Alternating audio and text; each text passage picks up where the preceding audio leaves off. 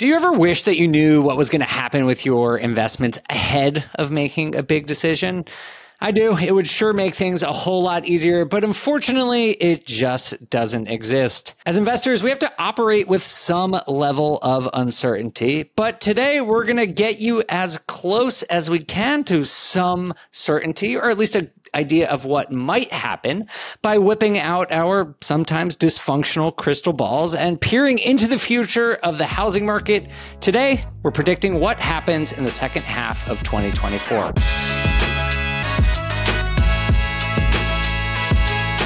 Hey everyone, it's Dave. Welcome to today's Bigger News episode. In this episode, I'm bringing on two seasoned investors and market watchers to help me read the tea leaves and make some educated predictions about the second half of the year. First, we have Kathy Fettke. Thank you so much for being here. Kathy, I know this is a tough ask, so please don't hate me for publicly making you make economic predictions. Don't hate me if I'm wrong. Let's just make that agreement. Yeah, everyone, be nice to us. This is not the easiest of things to do, but we're going out on a limb to help you all learn at least how we think about making predictions and operating in an uncertain environment. So thank you, Kathy, for being so gracious. Brian, I know you already hate me, so I figured I'd just bring you on out of spite anyway and make you do this against your will. Well, I appreciate that. You could redeem yourself if you delete the recording and say 90 days. That way nobody could look back on this and say I was wrong. Yeah, I know. I wish we had that power of editing. I guess we might, but we would never do that. All right. Well, thank you both for being here. Today, we're going to be reviewing housing market predictions from some of the biggest data houses in the real estate world. And then we will give our take on these predictions to help you make informed decisions in your investing journey. Today, we're going to cover Fed actions and rate cuts. We'll talk about mortgage rate predictions, home price growth. We will begrudgingly discuss crash scenarios. And make sure to stay around to the end because we are going to review a sort of wacky prediction that we found while researching this show. Now, before we get into our predictions, I want to give you all just a quick rundown state of the real estate market. Here is where we currently stand. And just for everyone's information, we are recording this at the end of July 2024. Right now, the rate on a 30-year fixed rate mortgage is 6.81%. For the FHA, it's considerably lower at 6.25%. The median home price right now is up to a whopping $442,000, which is up 4% year over year. Inventory, the measure of supply in the housing market, has been going up pretty steadily this year and is actually at 23% over the previous year. But that doesn't really tell the whole story because we're down 50% from pandemic highs and about 25 or 30% from pre-pandemic levels. So don't get too excited when you hear inventory is going back up. That's just a brief look at the housing market. Obviously, there's a lot more to it, but I think those stats might help you better frame and understand the conversation Kathy, Brian, and I are about to have. All right, well, before we get into some of the more housing-specific predictions, I figured I'd let you guys warm up a little bit with some macroeconomics. So we're going to start first with inflation. Morningstar has predicted that the PCE inflation gauge to average 2.4% in 2024 and down to 1.8% over 2025. Just below the Fed's 2% target. Bloomberg forecasters are predicting inflation to be at 2.6% by the end of the year. Brian, do you think either of these rather optimistic forecasts are accurate? Well, I think they probably are. You know, the interesting is if you look at the PCE inflation and break it down into components, the biggest components of inflation lately have actually been housing and insurance costs. And housing is actually the biggest component of the PCE inflation we've been seeing lately. So if you were to take housing out, it's already there. In June, it was 1.9% if you took housing out. And housing is already starting to moderate, and I think it's a lagging indicator. And Personally, I think we're kind of already there if you're thinking in practical terms and not in governmental new math. Yeah, I just want to clarify what Brian's talking about. We often in the media hear, inflation, quote unquote, is at 3% or inflation is at 3.6%. But the way that it's actually calculated is there's different, they call them baskets of goods. So they talk about things like energy or food, or in this case, housing. And it's been sort of, at least in my opinion, sort of this whack-a-mole situation over the last 2 or 3 years where some basket of goods would be really, really high for a couple of months, then it would go down, but another one would come up.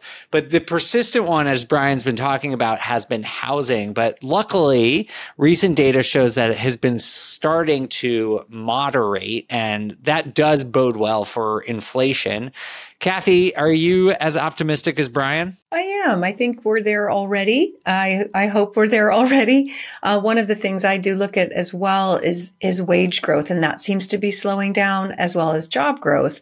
And so if people aren't making more money, then they won't maybe spend as much, and that could be reflected in the inflation report. So this sounds right to me. The one thing that did concern me was 2025 to 2028.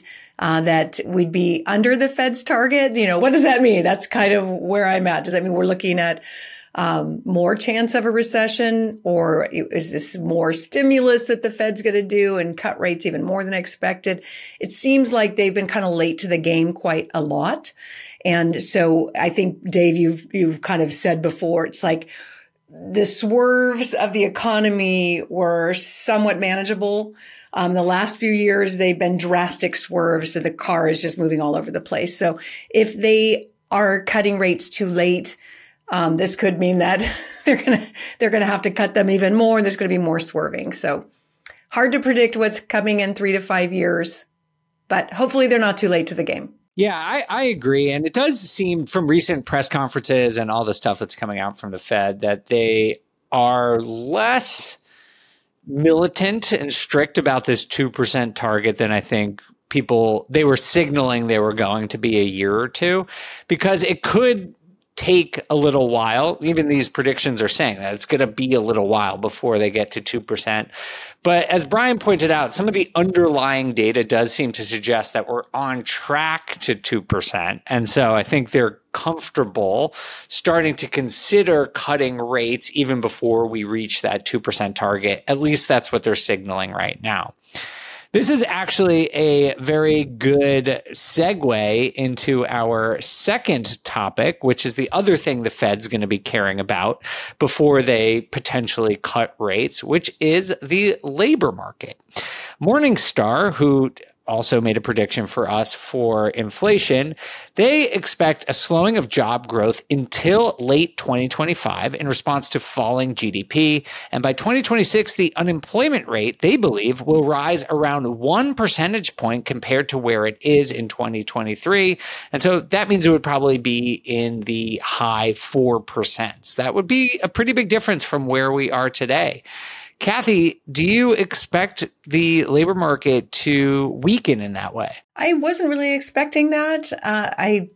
It still wouldn't be the end of the world if that were the case.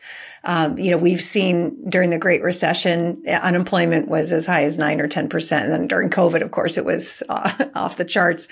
So that wouldn't necessarily reflect a major crash to the market if it went up 1%. But I don't think that unemployment will. And this is not based on me having lots of graphs in front of me and lots of data. Just on the one hand, the Fed did slam on the economic brakes with all these rate hikes so fast and holding them so long. So normally we would see a dramatic response to that with lots of job losses, and that just hasn't been the case. A lot of the job growth that we've seen over the last few years was kind of a combination of a return of jobs after COVID with then normal job creation, combined with a massive, unprecedented amount of stimulus that created a lot of that. A lot of that is backed off, right? We're not necessarily at this moment in time seeing a lot of stimulus, although that could be around the future. And since we're moving into a rate cut environment, that's what everybody seems to agree to. That's a stimulus. It's a shifting of the tides right now from tightening, slamming on the brakes to kind of putting the gas on when you cut rates. So I don't see that.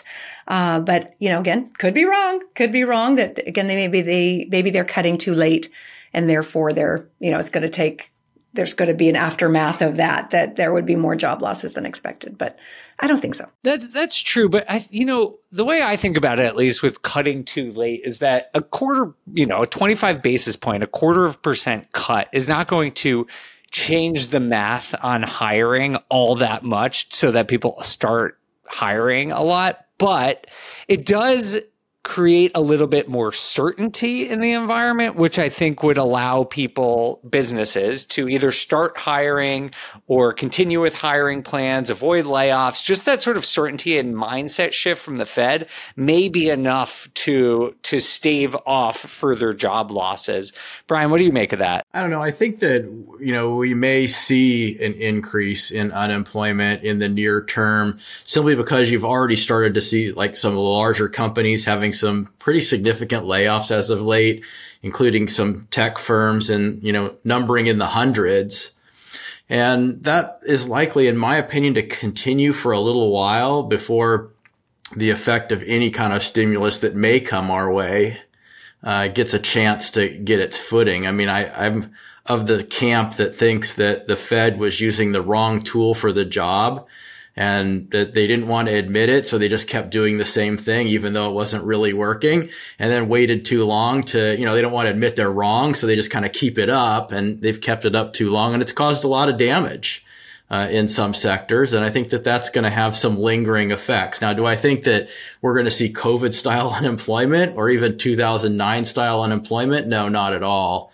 But I wouldn't be surprised at all if we didn't see, a minor to moderate tapering in the near term, with a recovery, maybe a year later or so. I'm generally of the same opinion, Brian. I do think that even if the Fed cuts rates, a lot of things and plans have been in action for a while, and that we will see unemployment tick up. I don't know if it's specifically going to be up to 5%, but probably into the mid 4s. And I just want to make sure that everyone puts that in perspective. 4.5% unemployment rate is not that bad. I mean, in a historical perspective, that is still relatively strong labor market. Now, when you dig into the numbers, a lot of the job growth has been in lower income jobs. So that is a concern, at least something I had. But Morningstar wasn't predicting that, so we don't have to get into that particular topic. But I do think seeing a modest uptick in unemployment should be expected. But I don't think we're going to start seeing some cascading thing where we see just like huge, massive layoffs. At least there's not a lot of evidence that points to that right now. All right. Well, we've been dancing around the whole rate cut discussion for this episode so far, but we have to get into that because that's ultimately what our audience wants to know. As of right now, Reuters is predicting the Fed to cut rates twice in 2024 for a total of 50 basis points. That basically means half of a percentage point.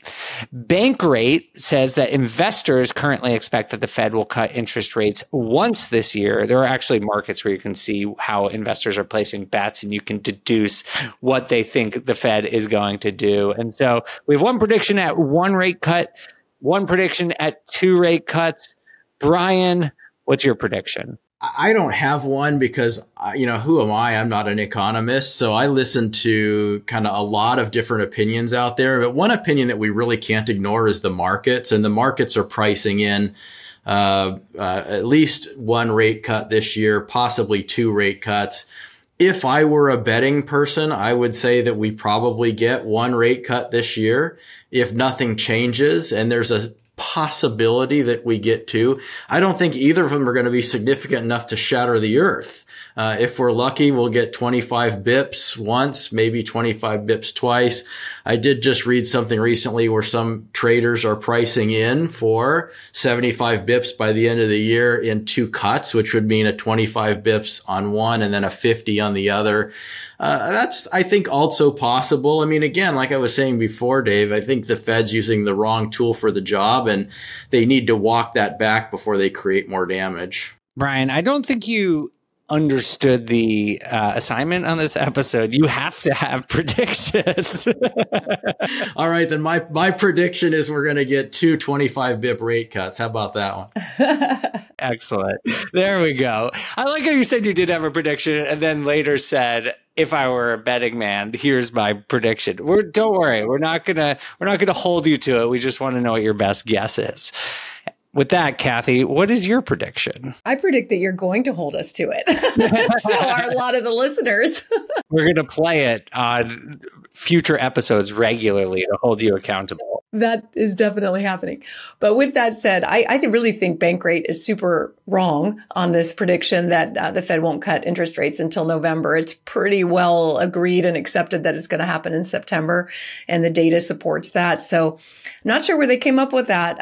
Reuters says 2 cuts. I would agree with them. I'm in the writers' camp today, 1 in September and possibly probably one in November, because I think everything the Fed's been trying to do, which is to slow down the economy over the past couple of years, has finally happened. It's been stubborn. And again, that to me comes back to the largest stimulus that this country's ever seen that just was like lighting a firecracker into the economy. It's taken a while to slow that down, but it's working now. So we're behind other countries that have already started their rate cut cycle. So we're going to have to play catch up, in my opinion. I think there's going to be at least 2. Just 2. I'll just say 2.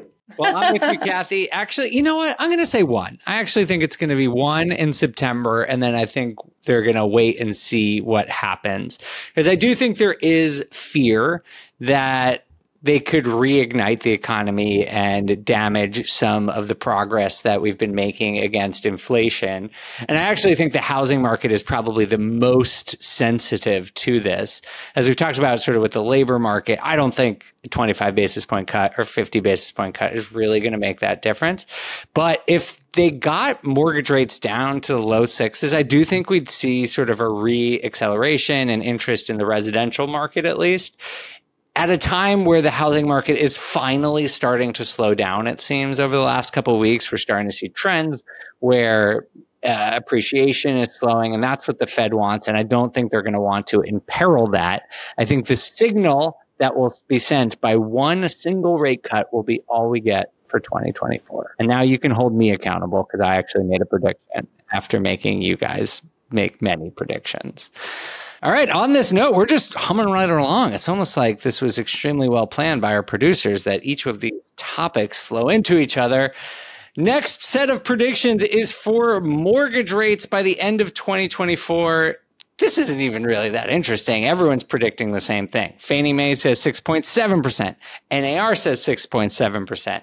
The Mortgage Bankers Association says 6.6%, and Freddie Mac at 6.5%. So basically, all of them are saying between 6.5% and 6.7%. Brian, do you have any reason to disagree with this forecast? No, I don't, because you'll also notice that these rates that they're forecasting are very similar to rates today. Very bold predictions. Yeah, very bold prediction. They're not off by much. But see, here's something to think about. You know, people oftentimes are paying very close attention to what the Fed does to get signals on what's going to happen with mortgage rates. And it's completely wrong way thinking because the Fed does not control mortgage rates. Mortgage rates are more closely tied to the 10-year U.S. Treasury. And the 10-year U.S. Treasury is guided by traders who are trading these long bonds. And these markets are very forward looking. And they tend to predict what's going to happen more than react to what's already happened. And you'll have, if you've looked at the 10-year curve lately, it's already come down from where it peaked a couple months ago. And I think that's in reaction a lot to the Fed's change in rhetoric. I mean, the Fed has two different arrows in their quiver. One is to take action by moving interest rates. The other is just in what they say.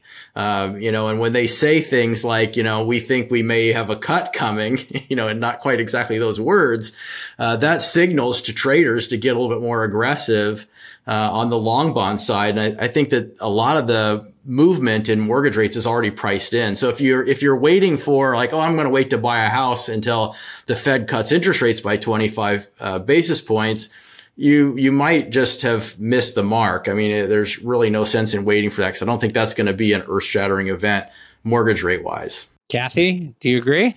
I agree. And I disagree with the way bond traders trade. I think they're extremely reactive and all over the place. They're like little chickens, just afraid of every little noise that they hear. And we have a lot of noise. We've got an election coming up, depending on who gets elected, that could send the 10-year treasury all over the place. It's so hard to predict where mortgage rates are going to go. With that said, I'm right in there with the 6.5 to 6.7%. How's that for my prediction? No, I wish they would. No, I don't wish that they would go lower. If rates go lower than that, the housing market will absolutely go bananas in terms of people jumping back in and being able to afford. And that would then affect inflation. So it would be healthier, in my opinion, if these predictions were correct. I think they will be. We're probably not going to see the bond market go that much lower than where it is, unless there is a lot of concern about a recession. So then we've got other things to worry about, like a recession, if they go much lower than that. And that affects a whole bunch of things. If people lose their jobs, then that affects housing and so forth. But so far, that is not what the tea leaves are saying. Most people are not predicting that there's a recession around the corner. Well, I'm going to be extremely bold and go outside of their forecast to 6.75.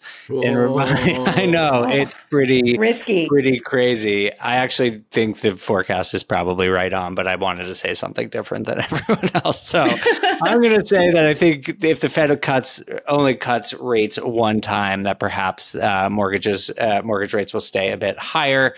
I think whatever it is, it's going to be high sixes, right? I think, like, barring a black swan event, something that's very unfortunate, it's probably going to be high sixes.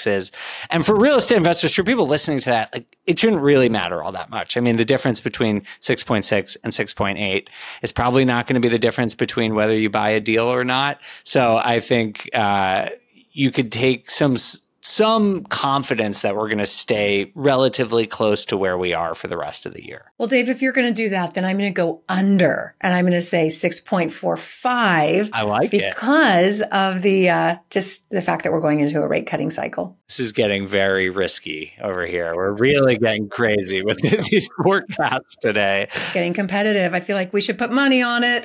All right. Well, let's get to the other topic that everyone really wants to know about, which is U.S. home prices. So Resi Club, which is a residential real estate data aggregator, has put together actually a super useful chart here that talks about different forecasts by different financial institutions, and they are talking about 2025. So a lot of what we've been talking about today, just so everyone knows, has been for the rest of the year. This is a 12-month forecast. So from where we are today, actually from June of 2024, last month we have data for, to June of 2025, Goldman Sachs has 4.4%, Wells Fargo 4.3%.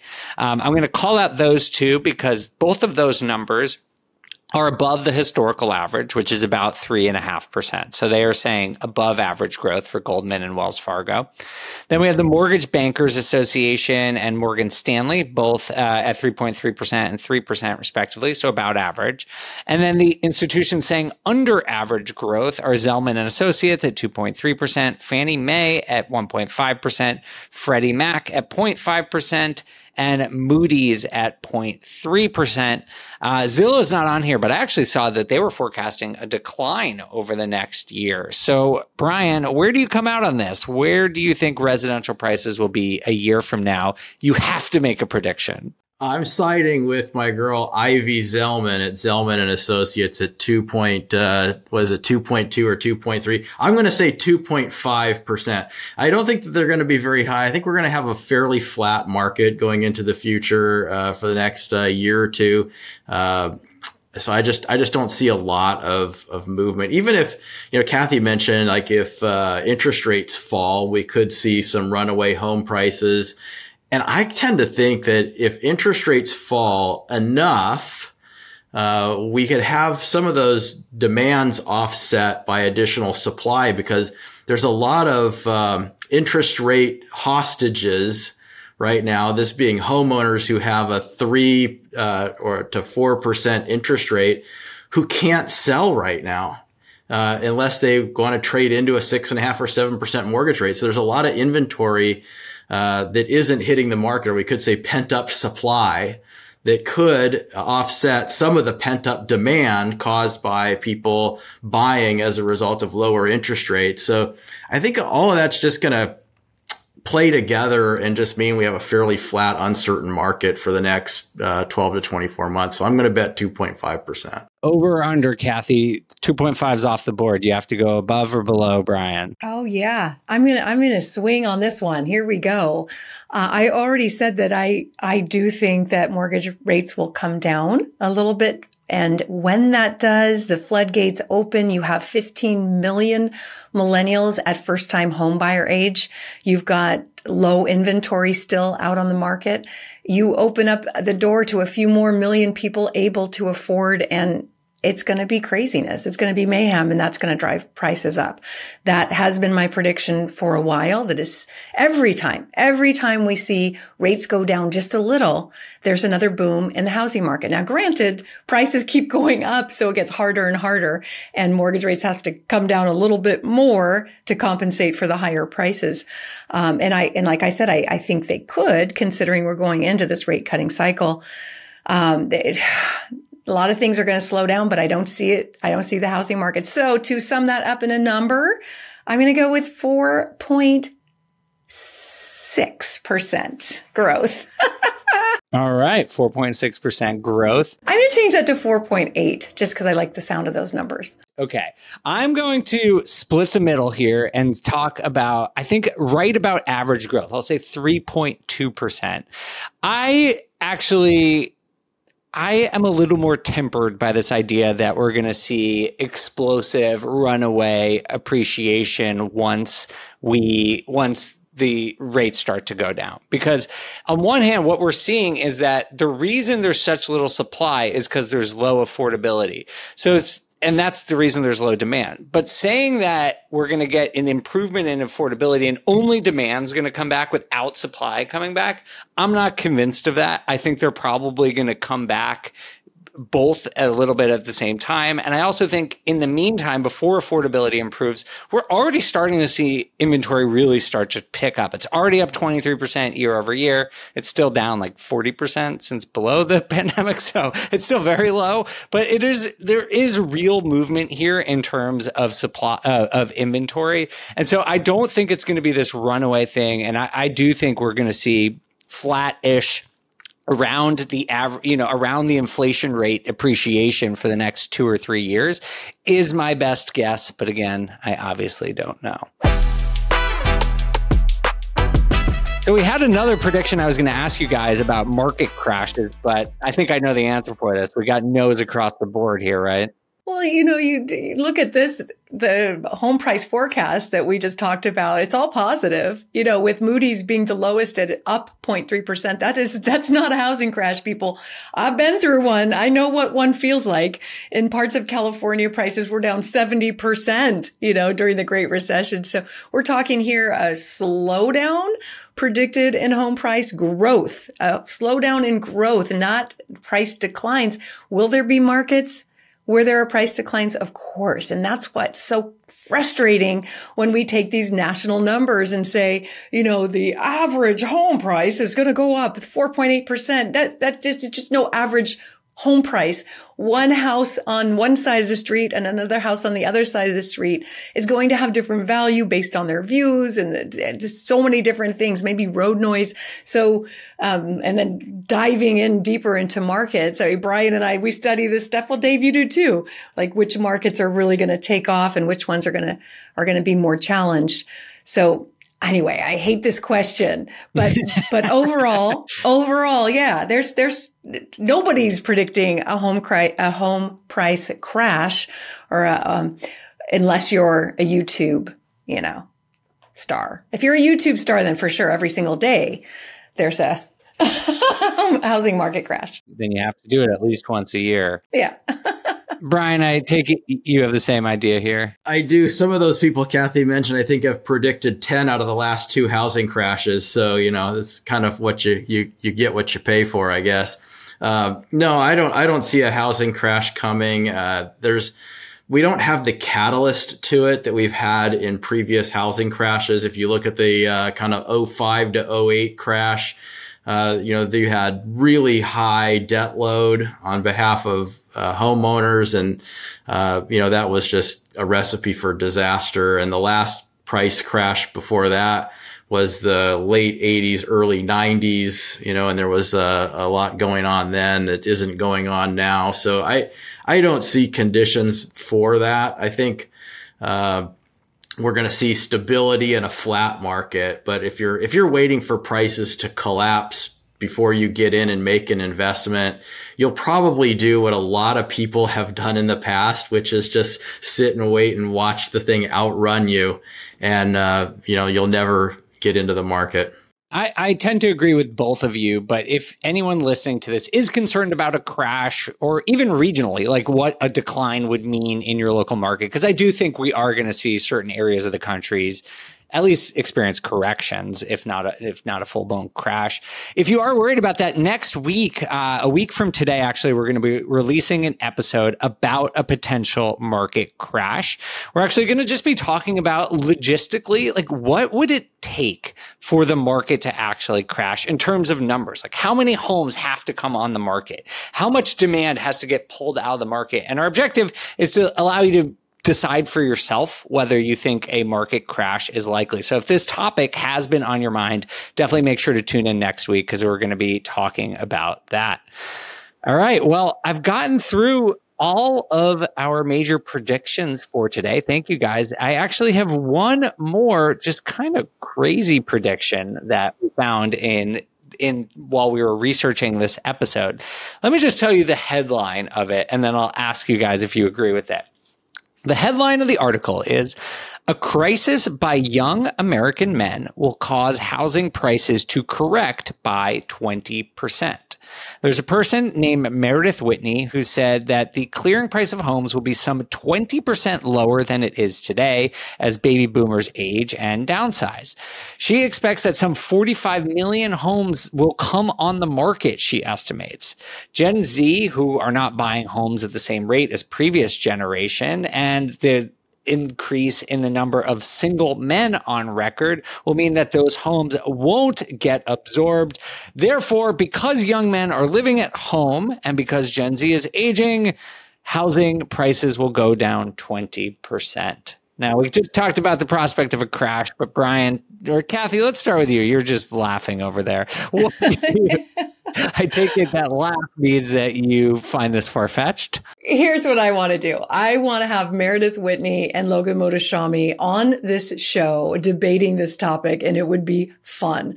I don't know where she comes up with this stuff. I mean, it definitely garners her some headlines. She's been just way out there without much data to support these kinds of claims. And sorry, Meredith, I'm just saying, like, find some data to support this because that is crazy.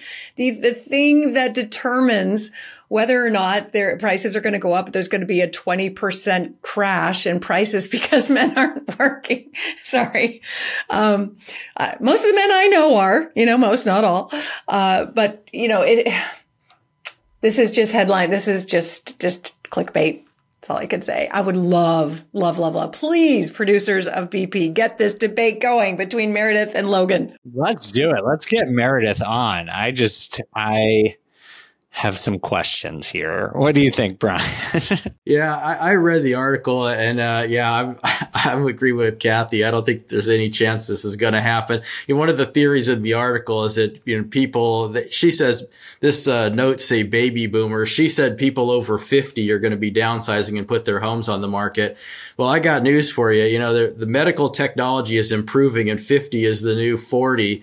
And I just turned 55 this month, and the house I moved into a year ago is triple the size of my last house. So if they think that mid 50s are downsizing, I think they have it wrong. The other thing is, like I mentioned earlier, there's a lot of people with really low interest rates. And are you going to downsize your home with a 3.5% mortgage to get a smaller house with a 6.5% mortgage and have the same payment? I just don't think that's really going to happen. So no, I don't buy this argument, I'm afraid. I feel like someone basically typed into like ChatGPT. They're like, come up with a clickbait article about how just that will inflame people about the housing market. And it was just like this random hodgepodge of ideas to put together to claim that the housing market's going to crash. So no, I'm not buying this one. All right. Well, Kathy and Brian, thank you so much for joining us today. I really appreciate it. I know that publicly making a forecast and predictions is not that fun, but it's fun to listen to. And so we're glad that you came to talk about these things, because I do think it's helpful, at least for our audience, to hear how you're thinking about these things. And I would encourage everyone here to make that your main takeaway, because obviously none of the three of us know what's going to happen, but we all study the markets, look at trends to try and make sense of what high probability outcomes may be in the future. And I think encourage you all just to remember that. Try and make decisions based on the most likely outcomes, even if you don't know exactly what's going to happen. If you want to connect with either Kathy or Brian, we will, of course, put their contact information in the show notes below, or you can connect with them right on BiggerPockets.com. Thank you all so much for listening. For BiggerPockets, I'm Dave Meyer, and we'll see you soon for another episode of the BiggerPockets Real Estate Podcast.